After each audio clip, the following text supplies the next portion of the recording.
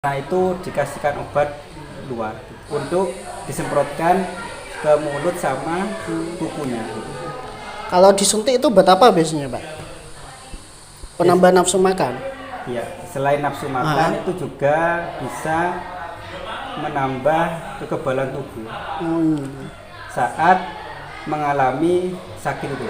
Soalnya kalau sapi itu sudah terkena PMK, nafsu makannya menurun. Oh iya benar. Terus yang dioleskan itu kayaknya Pak Amin bawa deh, tadi saya lihat soalnya, Pak. Coba teman-teman dikasih contoh lah bagaimana obatnya itu. Nanti ini buat apa gitu, Pak. Coba. Ya. Bisa diambil lah.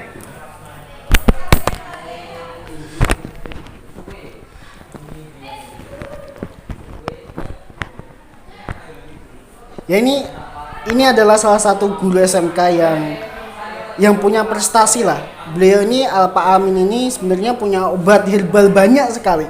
Obat mata, obat penumbuh rambut hewan. Terus ini punya simple. Ini buat apa, Pak, sebenarnya, Pak? Ini Saya bawa 2 obat, Pak. 2 obat. Jadi beda ini sebenarnya, tapi warnanya sama, Pak. Beda. Jadi ini ada 2 obat. Iya. Untuk warnanya memang hampir sama, Pak. Cuma bahan yang saya buat itu beda. Iya. Cuma teknik pembuatannya sama. Ini yang di sebelah kanan saya itu ini obat vitamin, Pak. Jadi, ini vitamin. Iya. Ini untuk diminum berarti. Yang itu diminumkan. Ya. Ambunya kayak itu, Pak ya. Wangi-wangi gimana gitu. Ini pembuatannya sama, Pak. Jadi itu untuk diminumkan. Yang ini dioleskan, Pak. Ini yang dioleskan yang di luka di mulut. Dioleskan di bagian mulut dan bisa disemprotkan ke bagian kuku. Oh gitu. Tujuannya kalau yang ini untuk menyembuhkan luka itu, Pak. Menyembuhkan luka yang ini ya. Iya. Terus cara menyemprotkan gimana? Langsung disurut atau pakai alat apa, Pak, biasanya? Ini alhamdulillah kemarin ada tetangga itu, Pak. Karena di rumah itu tetangga pelihara sapi. Jadi kemarin ada yang tanya obat itu saya kasihkan, Pak. Saya mencobakan obat oles ini ke ternak yang kena PMK. Kemudian dicobakan, alhamdulillah, Pak. Sembuh. Kemarin sekitar 2 hari lagi itu orangnya bilang sudah mendingan. Jadi bagian mulut ini setelah disemprotkan mungkin bisa 3 kali sehari itu alhamdulillah sudah kering. Yang ini, Pak. Ini sebenarnya sayang, Pak Amin, kalau nggak dipatokkan atau dilegalkan, Pak Amin ya. Ini sebenarnya bagus nih obat-obat kayak gini nih. Pak Amin ini selain obat ini nih di rumah punya apa, Pak, sebenarnya? Banyak kan ya? Alhamdulillah, Pak. Soalnya kan saya itu kalau dulu pernah ada dosen itu yang ahli obat, Pak. Nurun di sampean. Ya, saya itu jadinya hobi, Pak. Hobi mencoba eksperimen ini. Iya. Jadi alhamdulillah di rumah itu ada beberapa yang sudah saya cobakan, sudah buat.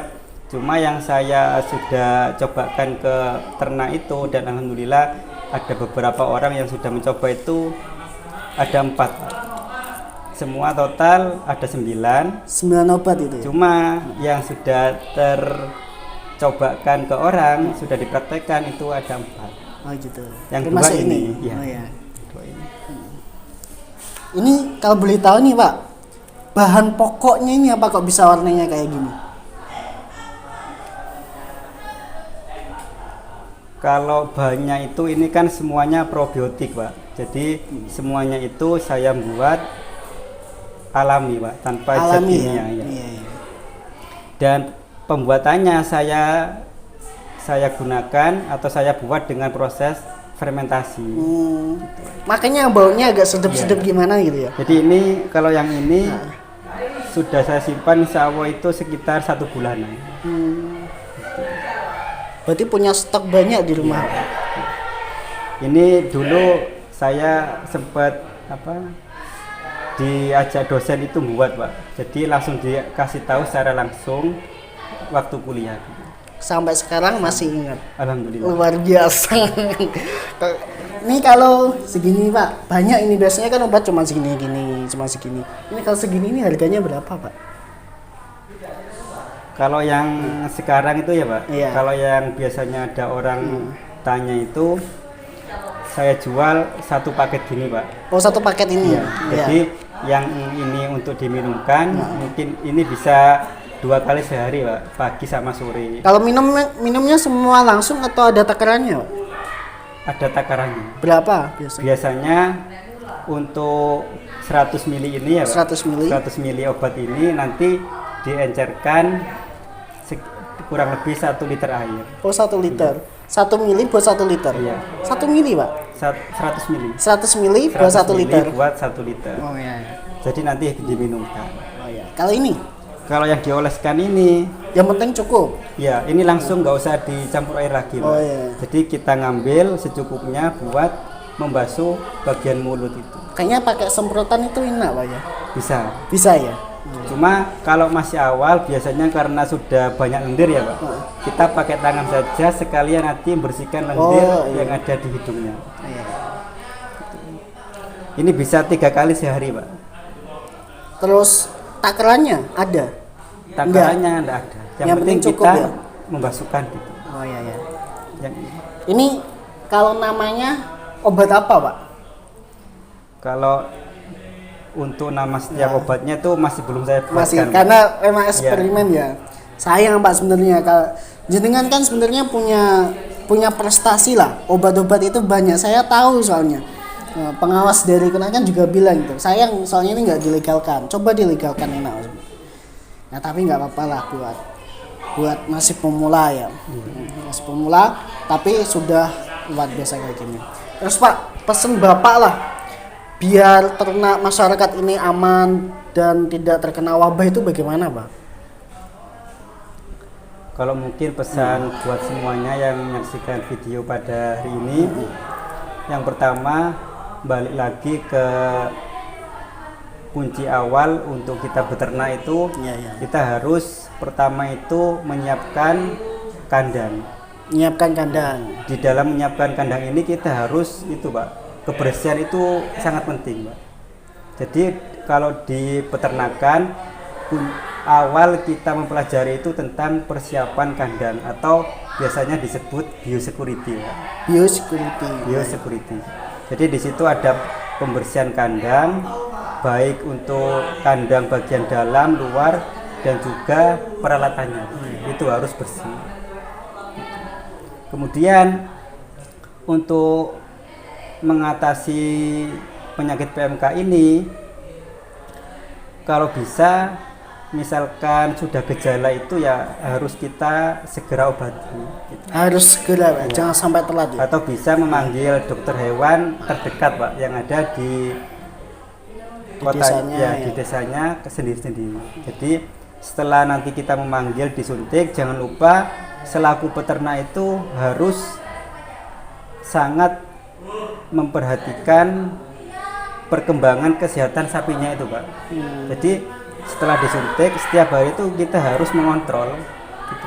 Ada di rumah itu banyak Pak, kalau di mulut ini ada beberapa yang pakai obat saya, kemudian ada beberapa yang beli minuman Pak, itu hampir seperti orang, jadi beli obat sariawan gitu. Ada orang yang bilang sekarang itu ternaknya itu yang bagian mulut itu luka Pak, jadi bagian mulut sama lidah dibelikan obat sariawan. Sariawan yang buat minum kita Iya. itu? Iya. Jadi ya masyarakat itu banyak beli ini beli itu gitu Pak. Tapi sebenarnya cocok nggak Pak obat itu buat hewan?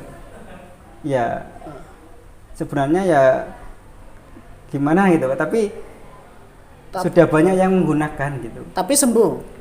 Alhamdulillah ada yang sembuh. Ada yang Cuma tidak. saya ya kurang setuju juga gitu. Iya. Soalnya kan beda mesti Pak ya. Iya, saya takutnya beda itu Pak. Heeh. Jadi kemarin itu ya saya sarankan nyoba ini dulu. Alhamdulillah sudah kering. Kemudian saya bilang meskipun nanti sudah kering, misalkan ini nanti ada Masih sisa, tetap dikasihkannya. tetap dikasihkan. Oh iya benar. Kalau yang di bagian kuku itu banyak jenisnya Pak. Jadi ada orang yang dikasih alkohol, ada yang dikasih desinfektan. Jadi beberapa model obat itu banyak. Cuma mungkin bisa dicoba untuk semuanya. Sebelum kita ngasihkan desinfektan, kita kasih kapur yang sudah dicampur air. Kapur apa itu, Pak?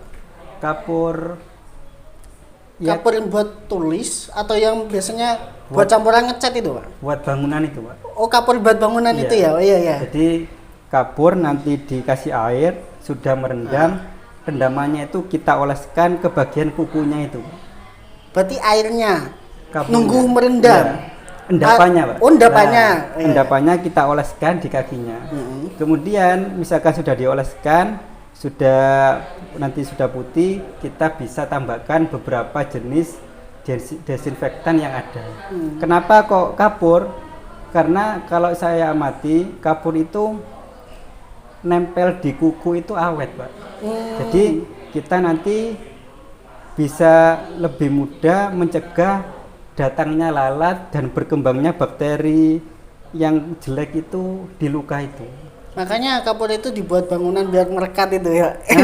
Sekarang oh iya. Logis, Pak, logis. Jadi sebelum dikasih desinfektan, diolesi kapur dulu, nanti kasih desinfektan lagi. Mungkin itu, Pak. Ya, ini masalah PMK ya. Sudah panjang lebar. Intinya adalah kalau memang sapi Anda atau sapi teman-teman semuanya terkena penyakit ini, penyakit kulit dan kuku yang bisa dilihat kasat mata lah, oh ini sapi ini kena ini, kan kelihatan, Pak ya sebenarnya. Maka jangan lupa, pertama itu adalah kebersihan kandang. Kalau memang sudah terkena itu, cepat cari dokter ya, dokter hewan atau manter biasanya, terdekat. Karena sayang, Pak, soalnya sapi ini mahal sebagai celengan kita. Itu kalau buat biasanya di perdesaan itu tabungan, Pak. Tabungan, ya benar, tabungan itu sebenarnya. Makanya sayang kalau sudah terkena tapi kita tidak mau mengobatin, sayang banget itu. Makanya pesan Pak Amin juga tadi yang sudah disampaikan, kebersihan kandang harus dijaga. Dan yang kedua, kalau memang sudah terkena itu segera panggil mantri datang ke rumah. Atau memang dikasih obat ini nggak apa-apa, tapi tetap harus disuntik dulu ya, biar dari dalam juga ada, dari luar juga ada. Mungkin itu teman-teman. Mungkin kalau teman-teman ada yang tanya nanti silakan langsung komentar saja. Nanti narasumber Pak Al-Amin STRPT ya akan membalas komentar kalian satu-satu masalah tentang penyakit PMK ini. Mungkin dari saya ucapkan terima kasih Pak Amin. Sama-sama, Pak. Sudah mau datang. Silakan minum dulu, Amin, silakan. Santai, Amin.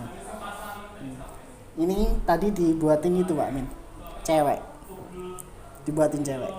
Dibuatin anak didik.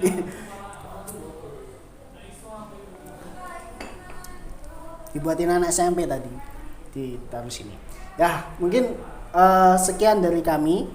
Saya mohon undur diri dan juga Pak Amin juga undur diri. Saya ucapkan banyak terima kasih Pak Amin sudah mau datang ke sini, sudah mau menjelaskan ke teman-teman tentang PMK ini, karena memang ini sangat urgent sekali, Pak. Kalau tidak dijelaskan, banyak korban, banyak sapi yang mati karena itu celengan, Pak. Ya, sekali lagi saya ucapkan terima kasih semuanya. Kembali lagi bersama saya dan Pak Amin hari ini. Assalamualaikum warahmatullahi wabarakatuh. Waalaikumsalam.